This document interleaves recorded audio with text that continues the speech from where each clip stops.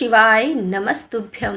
हर हर महादेव, जय भोलेनाथ की आप सभी भक्तजनों का हार्दिक अभिनंदन करती हूँ अपने YouTube चैनल पर। आप सभी भक्तजनों पर माता पार्वती और भोलेनाथ की कृपा बनी रहे। तो चलिए श्रवण करते हैं शिव महापुराण की पावन कथा का।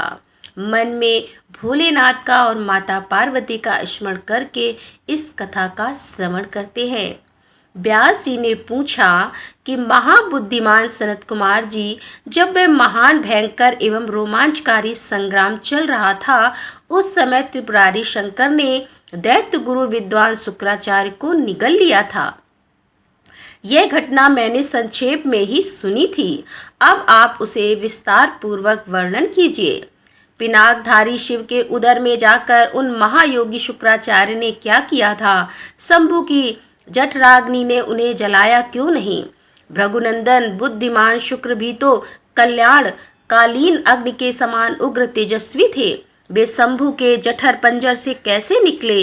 उन्होंने कैसे और कितने काल तक आराधना की थी? हे तात, उन्हें तो मृत्यु का समन करने वाली पराविद्या प्राप्त हुई थी। वह विद्या कौन सी है जिसमें मृत्यु का निवारण हो जाता है?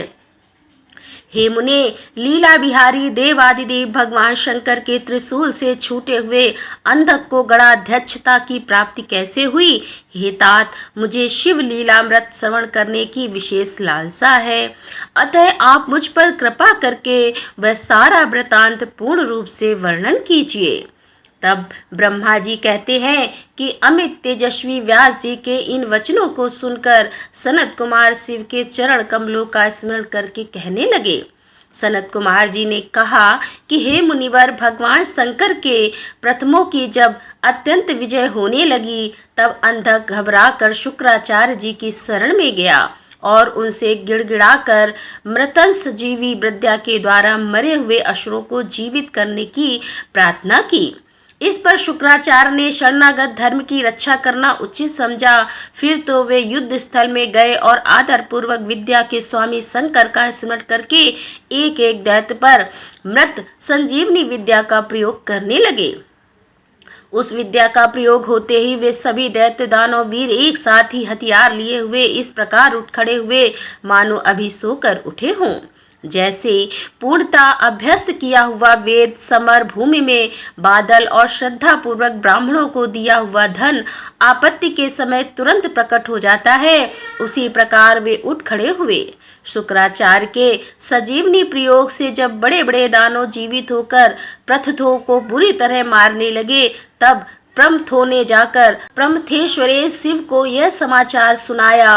तब शिव जी ने कहा कि हे नंदी, तुम अभी तुरंत ही जाओ और दैत्यों के बीच से दुष्ट से शुक्राचार्य को उसी प्रकार उठा लाओ जैसे बाज लबा को उठा ले आता है। सनत कुमार जी कहते हैं कि हे महर्षि, वृषभध्वज के यूं कहने पर वह नंदी सांड के समान बड़े जोर से गरजे और तुरंत ही सेना को लांग कर उस स्थान पर जा पहुंचे जहां भृंगवश के दीपक शुक्राचार्य विराजमान थे। वहां समस्त दैत्य हाथों में पास खड़ग वृक्ष पत्थर और पर्वत खंड लिए उनकी रक्षा कर रहे थे। यह देखकर बलशाली नंदी ने उन दैत्यों को विक्षुब्ध करके शुक्राचार्य का उसी प्रकार अपहरण कर लिया जैसे शरभ हाथी को उठा ले आता है। महाबली नंदी द्वारा पकड़े जाने पर शुक्राचार्य के वस्त्र खिसक गए, उनके आभूषण गिरने लगे और केस खुल गए। तब देव शत्रु दानव उन्हें छुड़ाने के लिए सिंहनाद करते हुए नंदी के पीछे दौड़े और जैसे मेघ जल की वर्षा करते हैं, उसी तरह नंदीश्वर के ऊपर वज्र, त्रिशूल, तलवार, फरसा, बरेठी और कोफन आदि अस्त्रों की उग्र वृष्टि करने लगे। तब उस देवासुर संग्राम के विकराल रूप धारण करने पर गणाधिराज नंदी ने अपने मुख की आग से सैकड़ों शस्त्रों को भस्म कर दिया और उन भृगुनंदन को दबोच कर शत्रु दल को व्यथित करते हुए वे शिव जी के समीप आ पहुँचे तथा शीघ्र ही उन्हें निवेदित करते हुए बोले कि हे भगवान, हे शुक्राचार्य उपस्थित हैं। तब भूतनाथ देवादिदेव शंकर ने पवित्र पुरुष द्वारा प्रदान किए हुए उपहार की भांति शुक्राचार्य को पकड़ लिया और बिना कुछ उन्हें कहे उन्हें फल की तरह मुख में डाल लिया। उस समय समस्त असुर उच्च स्वर से हाहाकार करने लगे और व्यास जी तब गिरिशेश्वर ने शुक्राचार्य को निगल लिया। तब दैत्यों की विजय की आशा जाती रही। उस समय उनकी दशा सूंड रहित गजराज, सिंहहीन साढ़, मस्तक विहीन देह, अध्ययन रहित ब्राह्मण, उधमहीन प्राणी, भाग्यहीन के उधम, पति रहित स्त्री और फलवृत बाण, पुण्यहीनों की आयु, व्रत रहित, वेदाध्ययन एकमात्र, वैभव शक्ति के बिना निष्फल हुए कर्म समूह, सूरताहीन क्षत्रिय और सत्य के बिना धर्म समुदाय की भांति सोचनी हो गई। दैत्यों का सारा उत्साह जाता रहा। तब अंधक ने महान दुख प्रकट करते हुए अपने शूरवीरों को बहुत उत्साहित किया और कहा कि हे वीरों, जो रणागढ़ को छोड़कर भाग जाते हैं उनकी ख्याति अपयश रूपी कालिमा में मलिन हो जाती है और उन्हें इस लोक में तथा परलोक में कहीं भी सुख नहीं मिलता। यदि पुनर्जन्म रूपी मल का अपहरण करने वाली धरा तीर्थ रण तीर्थ में अवगाहन कर लिया जाए तो अन्य तीर्थों में स्नान, दान और तप की क्या आवश्यकता है। अर्थात इनका फल रणभूमि में प्राण त्याग करने से ही प्राप्त हो जाता है। दैत्यराज के इस वचन को पूर्ण रूप से धारण करके वे दैत्य तथा दानव रणभेरी बजाकर रणभूमि में प्रथम गढ़ों पर टूट पड़े और उन्हें मतने लगे तथा बाण, खड़क, वज्र, खरीखे, सकोट, पत्थर, भुसंडी, विधिपाल, शक्ति, भाले, फरसे, खड्गवाग, त्रिशूल, लकुट और मूसलों द्वारा परस्पर प्रहार करते हुए भयंकर मार काट मचाने लगे।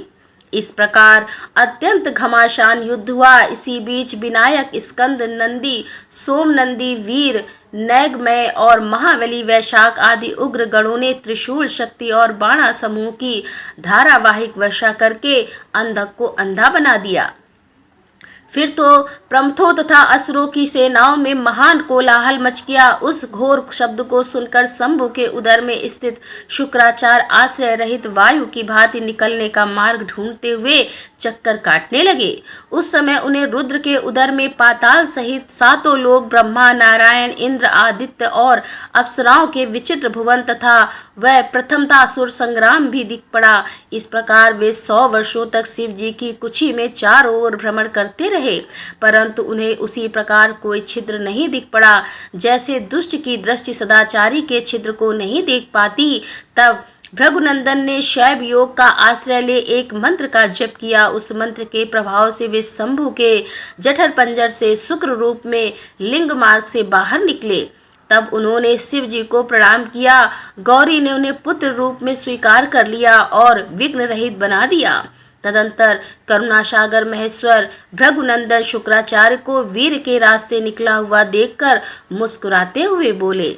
महेश्वर ने कहा कि भृगुनंदन, चूंकि तुम मेरे लिंग मार्ग से शुक्र की तरह निकले हो, इसीलिए अब तुम शुक्र कहलाओगे। जाओ, अब तुम मेरे पुत्र हो गए।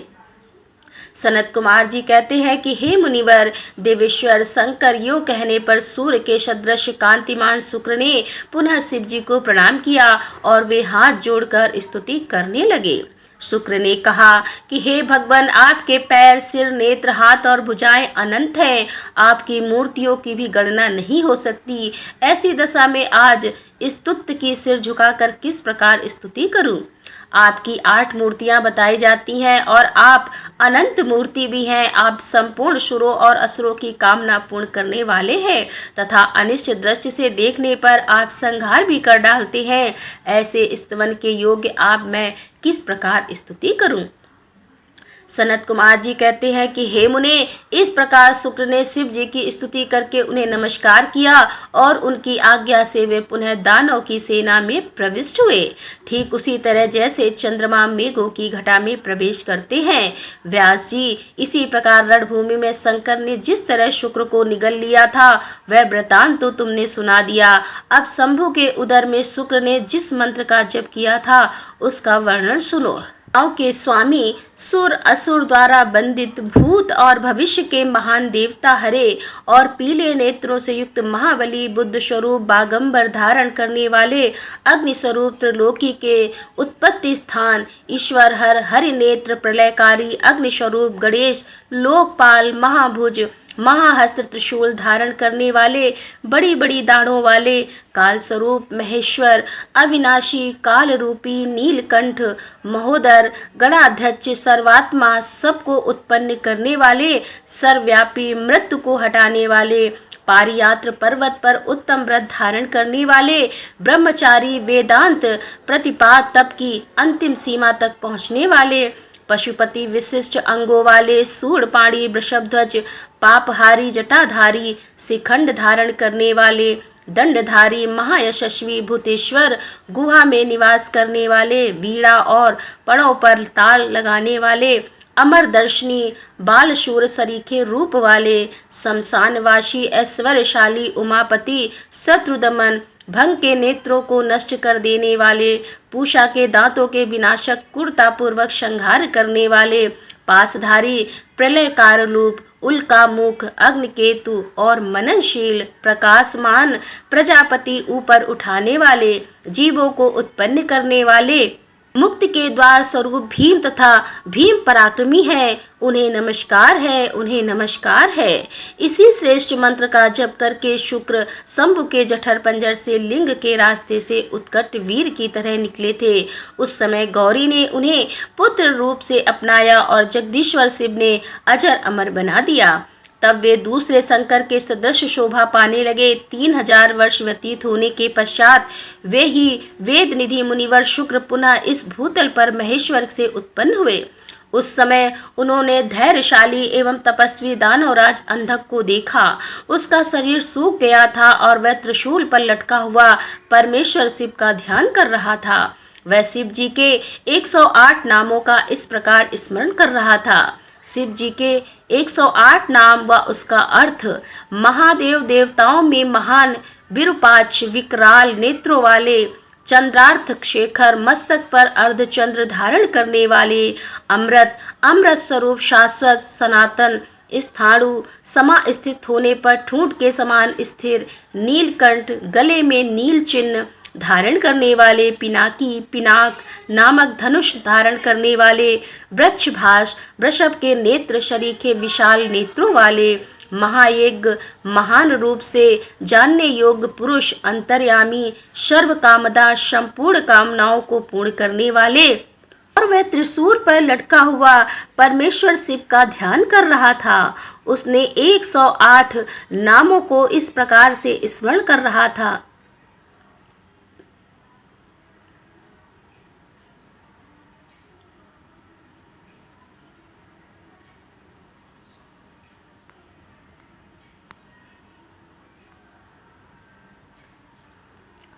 परमात्मा शिव की इन 108 मूर्तियों का ध्यान करने से वह दानव उस महान भय से मुक्त हो गया।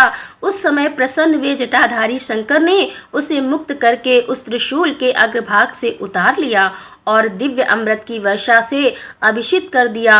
तत्पश्चात महात्मा महेश्वर उनसे जो कुछ किया था उन सबका सांत्वना पूर्वक वर्णन करते हुए उस महादैत्य अंधक से बोले।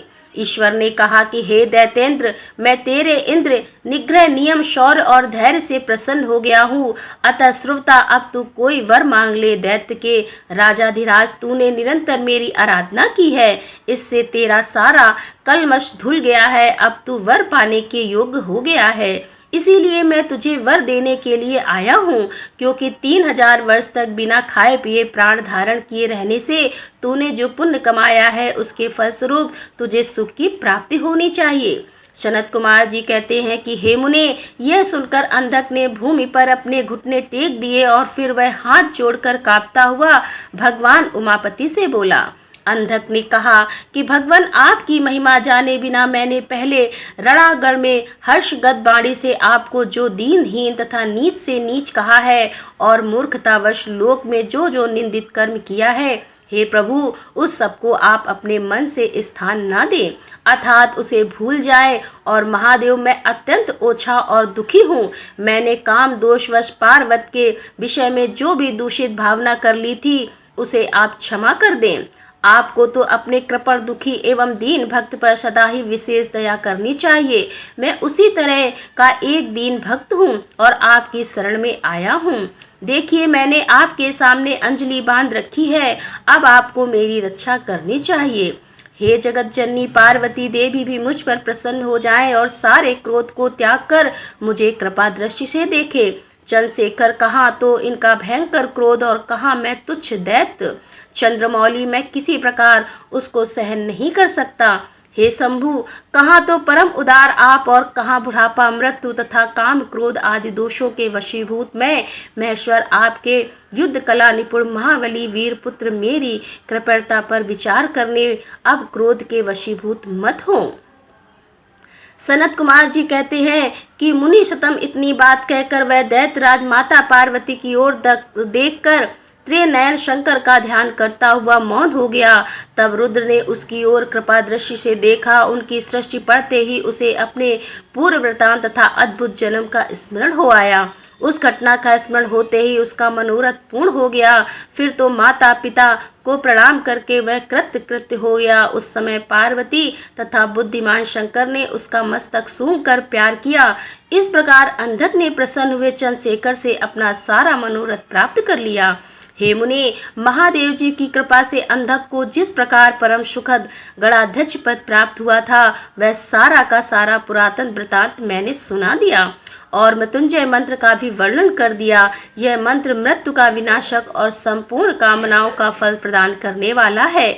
इसे प्रयत्न पूर्वक जपना चाहिए। सनत कुमार जी कहते हैं कि व्यास जी मुनिवर शुक्राचार्य को शिव से मृत्युंजय नामक मृत्यु का प्रशासन करने वाली परम विद्या का किस प्रकार प्राप्त हुई, अब उसका वर्णन करता हूँ, सुनो। पूर्व काल की बात है। इन भृगुनंदन ने वाराणसीपुरी में जाकर प्रभावशाली विश्वनाथ का ध्यान करते हुए बहुत काल तक घोर तप किया। वेद व्यासी उस समय उन्होंने वहीं एक शिवलिंग की स्थापना की और उसके सामने ही एक परम रमणीय कूप तैयार कराया। फिर प्रयत्न पूर्वक उन देवेश्वर को 1,00,000 बार द्रोण भर पंचामृत से तथा बहुत से सुगंधित द्रव्यों से स्नान कराया। फिर 1000 बार परम प्रीतिपूर्वक चंदन, यक्ष, कंदर्प, एक प्रकार का अंग लेप जो कपूर, अंगूर, कस्तूरी और ककोल को मिलाकर बनाया जाता है और सुगंधित उपटन का उस लिंग पर अनुलेख किया।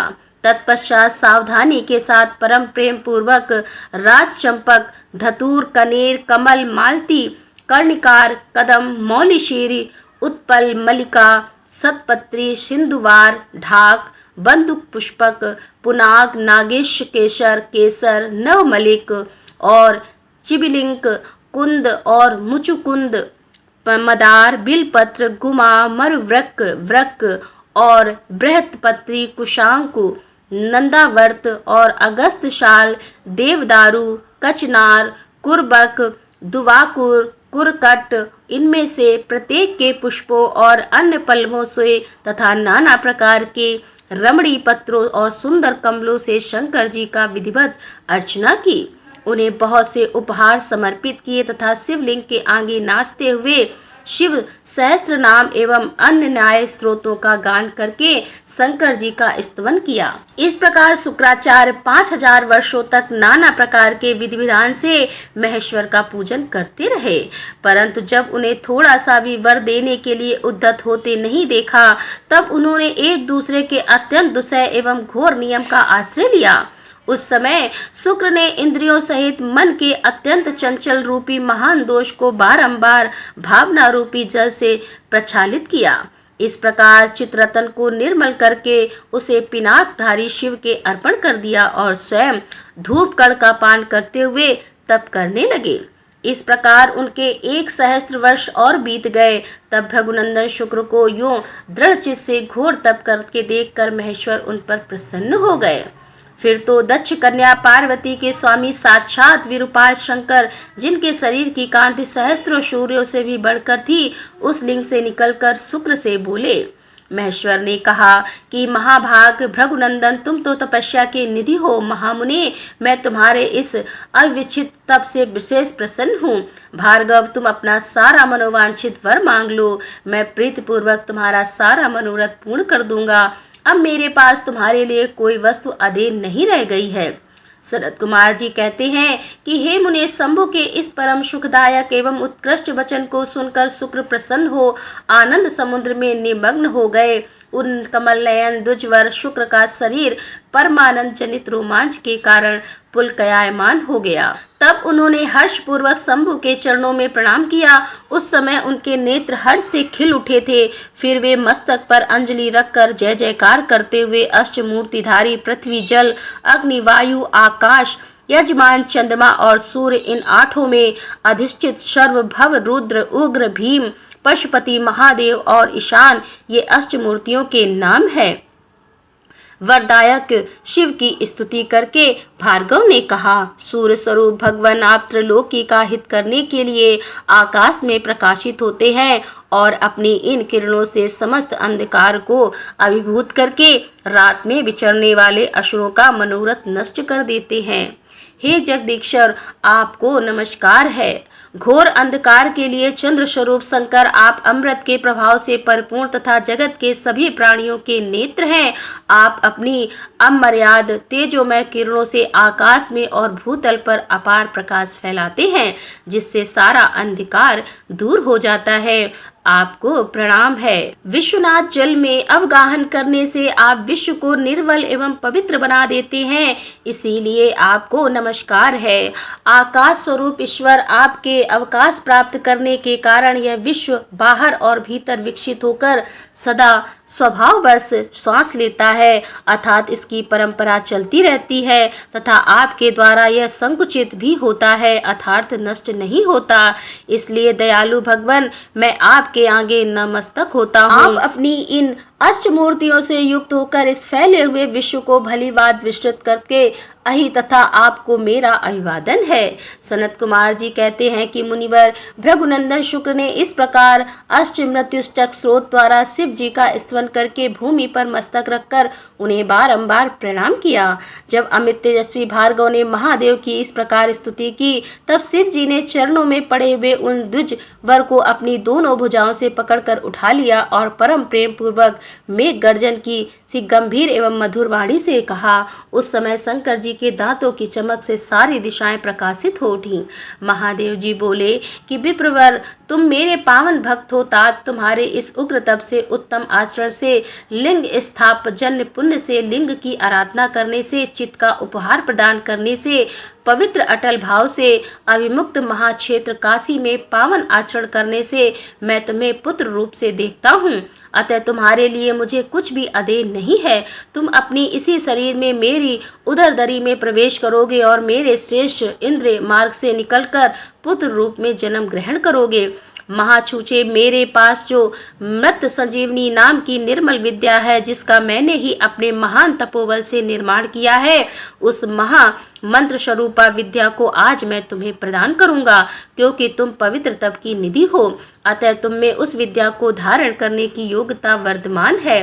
तुम नियम पूर्वक जिसे जिसके उद्देश्य से विदेश्वर की श्रेष्ठ विद्या का प्रयोग करोगे, वह निश्चय ही जीवित हो जाएगा। वह सर्वदा सत्य है। तुम आकाश में अत्यंत दीप्तिमान तारा रूप में स्थित हो जाओगे। तुम्हारा तेज सूर्य और अग्नि के तेज का भी अतिक्रमण पर जाएगा। तुम ग्रहों में प्रधान माने जाओगे। जो स्त्री अथवा पुरुष तुम्हारे सम्मुख रहने पर यात्रा करेगा, उनका सारा कार्य तुम्हारी दृष्टि पड़ने से नष्ट हो जाएगा। शुभव्रत, तुम्हारे उदय होने पर जगत में मनुष्यों के विवाह आदि समस्त धर्म कार्य सफल होंगे। सभी नंदा, प्रतिस्पता, षष्ठी और एकादशी तिथियां तुम्हारे सहयोग से शुभ हो जाएंगी और तुम्हारे भक्त वीर संपन्न तथा बहुत सी संतान वाले होंगे।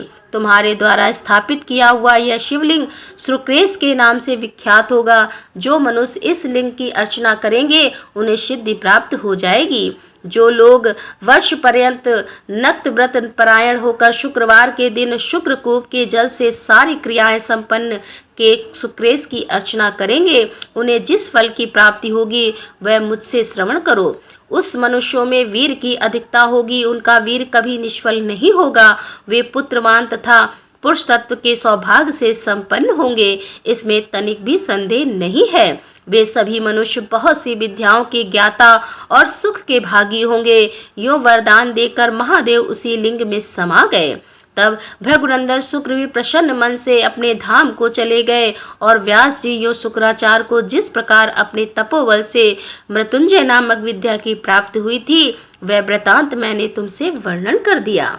व्यास जी बोले कि शर्वक शरत कुमार जी अपने अनुग्रह करके प्रेम पूर्वक ऐसी अद्भुत और सुंदर कथा सुनाई है जो शंकर की कृपा से ओतप्रोत है। अब मुझे शशि मौली के उस उत्तम चरित्र के श्रवण करने की इच्छा है जिसमें उन्होंने प्रसन्न होकर बाणासुर को गणाध्यक्ष पद प्रदान किया था।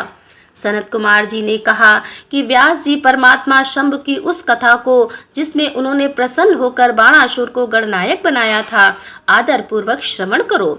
इसी प्रसंग में महाप्रभु शंकर का वह सुंदर चरित्र भी आएगा जिसमें उन्होंने बाणासुर पर अनुग्रह करके श्री कृष्ण के साथ संग्राम किया था। व्यास जी दक्ष प्रजापति की 13 कन्याएं कश्यप मुनि की पत्नियां थीं। वे सब की सब पतिव्रता तथा सुशीला थीं। उनमें दिन सबसे बड़ी थी जिसके लड़के दैत्य कहलाते हैं। अन्य पत्नियों में भी देवता तथा चराचर सहित समस्त प्राणी पुत्र रूप से उत्पन्न हुए थे। ज्येष्ठ पत्नी दिति के गर्भ से सर्वप्रथम 2 महाबली पुत्र पैदा हुए। उनमें हिरण्याकश्यप ज्येष्ठ था और उसके छोटे भाई का नाम हिरण्याक्ष था। हिरण्याकश्यप के 4 पुत्र हुए। उन दैत्य श्रेष्ठों का क्रमशः हाद, अनुहाद, शंघाद और प्रहलाद नाम था।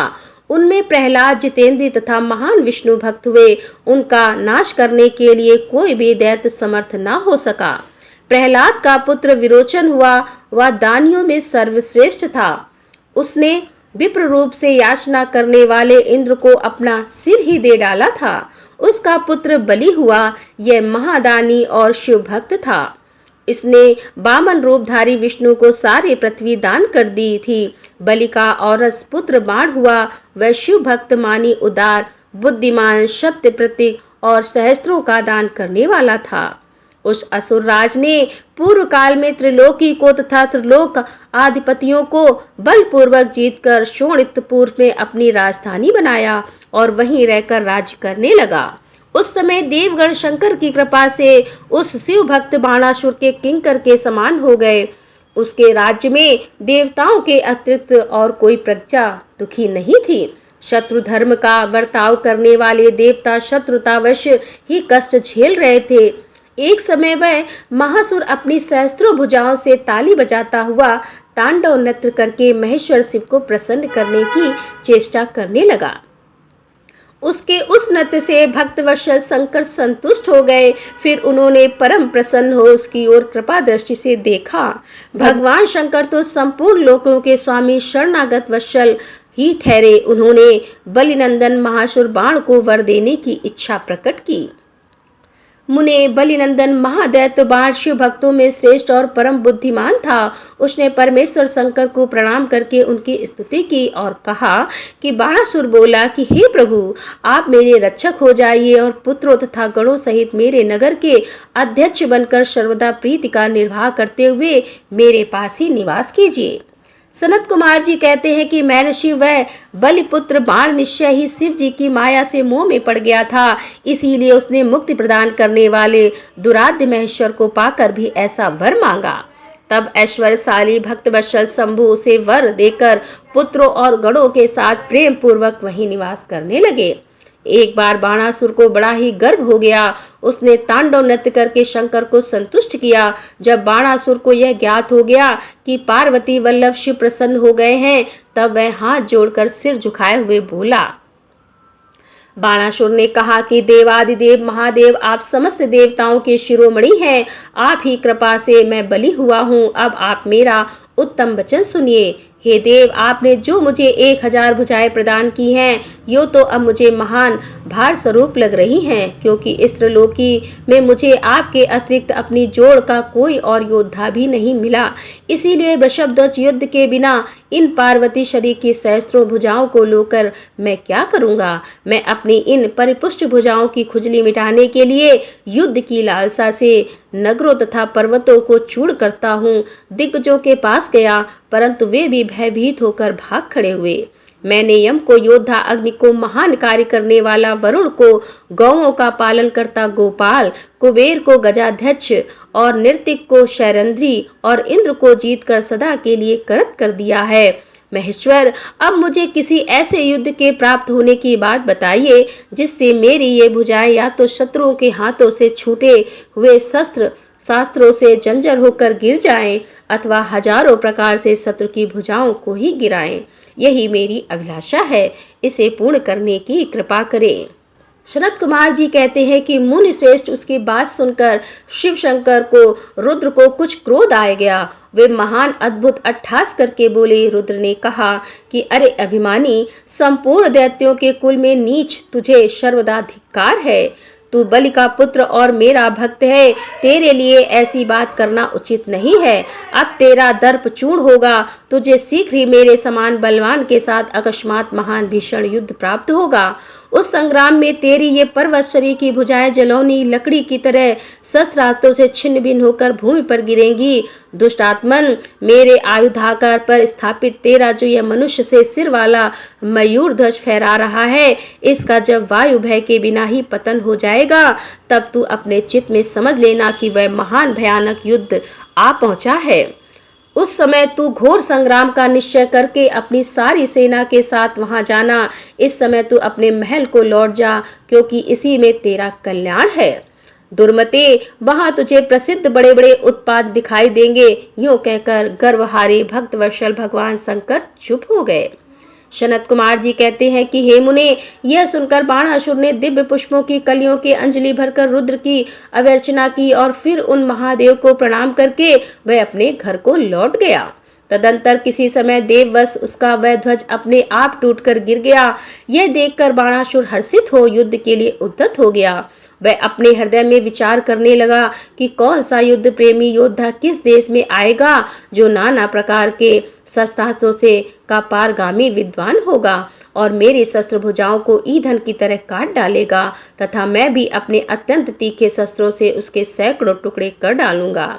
इसी समय शंकर की प्रेरणा से वह काल आ गया। एक दिन बाणासुर की कन्या उषा बैसाख मास में माधव की पूजा करके मांगलिक श्रृंगार से सुसज्जित हो रात के समय अपने गुप्त अंतःपुर में सो रही थी। उसी समय वह स्त्री भाव काम भाव प्राप्त हो गई। तब देवी पार्वती की शक्ति से उषा को स्वप्न में श्री कृष्ण के पौत्र अनिरुद्ध का मिलन प्राप्त हुआ। जागने पर वह व्याकुल हो गई और उसने अपनी सखी चित्रलेखा से स्वप्न में मिले हुए उस पुरुष को ला देने के लिए कहा। तब चित्रलेखा ने कहा कि हे देवी, तुमने स्वप्न में जिस पुरुष को देखा है उसे भला मैं कैसे ला सकती हूँ, जबकि मैं उसे जानती ही नहीं है। उसके यूं कहने पर दैत्य कन्या उषा प्रेमांध होकर मरने पर उतारू हो गई। तब उस दिन उसकी उस सखी ने उसे बचाया। मुनिश्रेष्ठ कुम्हांड की पुत्री चित्रलेखा बड़ी बुद्धिमती थी। वह बाण तन्या उषा से पुनः बोली। चित्रलेखा ने कहा कि सखी, जिस पुरुष ने तुम्हारे मन का अपहरण किया है उसे बताओ तो सही। वह यदि त्रिलोकी में कहीं भी होगा तो मैं उसे लाऊंगी और तुम्हारा कष्ट दूर करूंगी। सनत कुमार जी कहते हैं कि महर्षि यूं कहकर चित्रलेखा ने वस्त्र के पर्दे पर देवताओं, दैत्यों, दानों, गंधर्वों, सिद्धों, नागों और यक्ष आदि के चित्र अंकित किए। फिर वह मनुष्यों का चित्र बनाने लगी। उनमें वृष्टिवंशियों का प्रकरण आरंभ होने पर उसने शूर वसुदेव, रामकृष्ण और नरश्रेष्ठ प्रद्युम्न का चित्र बनाया। फिर जब उसने प्रद्युम्न नंदन का अनिरुद्ध का चित्र खींचा तब उसे देखकर उषा लज्जित हो गई। उसका मुख अवनत हो गया और हृदय हर्ष से परिपूर्ण हो गया। उषा ने कहा कि सखी, रात में जो मेरे पास आया था और जिसने शीघ्र ही मेरे चित्ररूपी रत्न को चुरा लिया है, वह चोर पुरुष यही है। तदंतर उषा के अनुरोध करने पर चित्रलेखा ज्येष्ठ कृष्ण चतुर्दशी को तीसरे पहर द्वारिकापुरी पहुंचकर क्षण मात्र में ही पलंग पर बैठे हुए अनिरुद्ध को महल से उठा लाई। वह दिव्य योगिनी थी। उषा अपने प्रीतम को पाकर प्रसन्न हो गई। इधर अंतपुर के द्वार की रक्षा करने वाले वेदधारी पहरेदारों ने चेष्टाओं से तथा अनुमान से इस बात को लक्ष्य कर लिया। उन्होंने एक दिव्य शरीरधारी, दर्शनी, साहसी तथा समरप्रिय नवयुवक को कन्या के साथ दुश्शीलता का आचरण करते हुए देख भी लिया। उसे देखकर कन्या के अंतःपुरा की रक्षा करने वाले उन महाबली पुरुषों ने बलिपुत्र बाणासुर के पास जाकर सारी बातें निवेदित करते हुए कहा। द्वारपाल बोले कि हे देव, पता नहीं आपके अंतःपुर में बलपूर्वक प्रवेश करके कौन पुरुष छिपा हुआ है। वह इंद्र तो नहीं है जो वेश बदलकर आपकी कन्या का उपभोग कर रहा है। महाभाऊ दानवराज, उसे यहाँ देखिए और जैसा उचित समझिए वैसा कीजिए। इनमें हम लोगों का कोई दोष नहीं है। सनत कुमार जी कहते हैं कि मुनि श्रेष्ठ द्वारपालों का वह वचन तथा कन्या के दूषित होने का कथन सुनकर महाबली दानवराज बाण आश्चर्यचकित हो गया और तदंतर वह कुपित होकर अंतःपुर में जा पहुंचा। वहां उसने प्रथम अवस्था में वर्तमान दिव्य शरीरधारी अनिरुद्ध को देखा। उसे महान आश्चर्य हुआ। फिर उसने उसका बल देखने के लिए 10,000 सैनिकों को भेजकर आज्ञा दी कि इसे मार डालो। सेना ने अनिरुद्ध पर आक्रमण किया। तब अनिरुद्ध ने बात की बात में 10,000 सैनिकों को काल के हवाले कर दिया। फिर तो असंग सेना पर सेना आने लगी और अनिरुद्ध उन्हें काल का ग्रास बनाने लगे। तदंतर उन्होंने बाणासुर का वध करने के लिए एक शक्ति हाथ में ली और कालाग्नि के समान भयंकर थी। फिर उसी से रथ की बैठक में बैठे हुए बाणासुर पर प्रहार किया। उसकी गहरी चोट खाकर वीरवार बाण उसी क्षण घोड़ों सहित वहीं अंतर्ध्यान हो गया। और फिर महावीर बलिपुत्र बाणासुर ने, जो महान बल संपन्न तथा शिवभक्त था, छल पूर्वक नागपाश से अनिरुद्ध को बांध लिया। इस प्रकार उन्हें बांधकर और पिंजरे में कैद करके वह युद्ध से उपराम हो गया। और तत्पश्चात बाण कुपित होकर महाबली सूत पुत्र से बोला। बाणासुर ने कहा कि सूत पुत्र, घास फूस से ढके हुए अगाध कुएं में ढकेल कर इस पापी को मार डाल। अधिक क्या कहूँ, इसे सर्वदा मार डालना चाहिए। सनत कुमार जी कहते हैं कि हे मुने, उसकी यह बात सुनकर उत्तम मंत्रियों में श्रेष्ठ धर्म बुद्धि निशाचर कुंभांड ने बाणासुर से कहा। कुंभांड बोला कि देव, थोड़ा विचार तो कीजिए। मेरी समझ में तो वह कर्म करना उचित नहीं प्रतीत होता, क्योंकि इसके मारे जाने पर अपना आत्मा ही आहत हो जाएगा। पराक्रम में तो यह विष्णु के समान दिख रहा है। जान पड़ता है आप पर कुपित होकर चंद्रचूंड ने उतने उत्तम तेज से इसे बढ़ा दिया है। साहस में यह शशि मौली की समानता पर कर रहा है, क्योंकि इस अवस्था को पहुंच जाने पर भी वह पुरुषार्थ पर ही डटा हुआ है। तथापि यह हम लोगों को तृणवती समझ रहा है। शरद कुमार जी कहते हैं कि व्यास जी दानव कुंभांडा राजनीति के ज्ञाताओं में श्रेष्ठ था। वह बाण से ऐसा कहकर फिर अनिरुद्ध से कहने लगा। कुंभांड ने कहा कि नराधम, अब तू वीरवर दैतराज की स्तुति कर और दीनवाड़ी से मैं हार गया यो बारंबार कहकर उन्हें हाथ जोड़कर नमस्कार कर। ऐसा करने पर तू मुक्त हो सकता है, अन्यथा तुझे बंधन आदि का कष्ट भोगना पड़ेगा। उसकी बात सुनकर अनिरुद्ध उत्तर देते हुए बोले, दुराचारी निशाचार, तुझे क्षत्रिय धर्म का ज्ञान नहीं है। अरे शूरवीर, के लिए दीनता दिखाना और युद्ध में मुख मोड़कर भागना स्मरण में बढ़कर कष्टदायक होता है। बीरमानी क्षत्रिय के लिए रणभूमि के सदा सम्मुख लड़ते हुए मरना ही श्रेयस्कर है। भूमि पर पड़कर हाथ जोड़े हुए दीन की तरह मरना कदापि नहीं। तब सनत कुमार जी कहते हैं कि हे मुने, इस प्रकार अनिरुद्ध ने बहुत सी वीरता की बातें कही, जिसे सुनकर बाणासुर को महान विस्मय हुआ और वे क्रोध भी आया। उसी समस्त वीरों के अनिरुद्ध और मंत्री कुंभांड के सुनते सुनते बाणासुर के आसनार्थ आकाशवाणी हुई। आकाशवाणी ने कहा कि महाबली बाण, तू बलि के पुत्र हो, अतः थोड़ा विचार तो करो। परम बुद्धिमान शिव भक्त, तुम्हारे लिए क्रोध करना उचित नहीं है। शिव समस्त प्राणियों के ईश्वर, कर्मों के साक्षी और परमेश्वर हैं। यह सारा चराचर जगत उन्हीं के अधीन है। वे ही सदा रजोगुण, सत्वगुण और तमोगुण का आश्रय लेकर ब्रह्मा, विष्णु और रुद्र रूप से लोगों की सृष्टि, भरण पोषण और संहार करते हैं। वे सर्वांतर्यामी सर्वेश्वर, सबके प्रेरक, सर्वश्रेष्ठ, विकार रहित, अविनाशी, नित्य और मायाधीश होने पर भी निर्गुण हैं। बलि के श्रेष्ठ पुत्र, उनकी इच्छा से निर्मल को भी बलवान समझना चाहिए। हे महामते, मन में यो विचार कर स्वस्थ हो जाओ। नाना प्रकार की लीलाओं को रचने में निपुण भक्त वत्सल भगवान शंकर गर्व को मिटा देने वाले हैं। वे इस समय तुम्हारे गर्व को चूर कर देंगे। अनिरुद्ध ने कहा कि शरणागत वत्सले, आप यश प्रदान करने वाले हैं। आपका रोष बड़ा उग्र होता है। हे देवी, मैं नागपाश से बंधा हुआ हूँ और नागों की विश्वज्वाला से संतप्त हो रहा हूँ, अतः शीघ्र पधारिए और मेरी रक्षा कीजिए।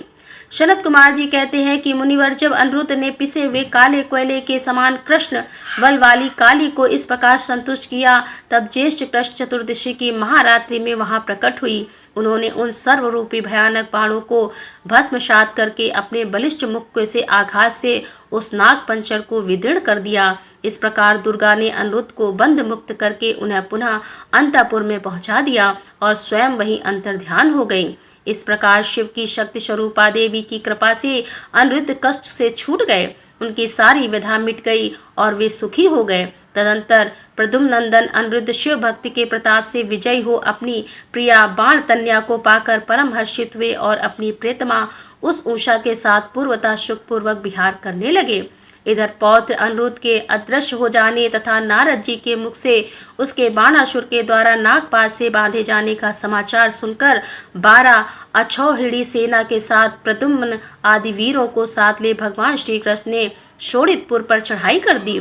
उधर भगवान श्री रुद्र भी अपने भक्त के पद से सज धज कर आ डटे। फिर तो श्री कृष्ण और श्री शिव का बड़ा भयानक युद्ध हुआ। दोनों जोर से ज्वर छोड़े गए। अंत में श्री कृष्ण ने स्वयं श्री रुद्र के पास आकर उनका स्तवन करके कहा, सर्वव्यापी शंकर, आप गुणों से निर्लिप्त होकर भी गुणों से ही गुणों के प्रकाशित करते हैं।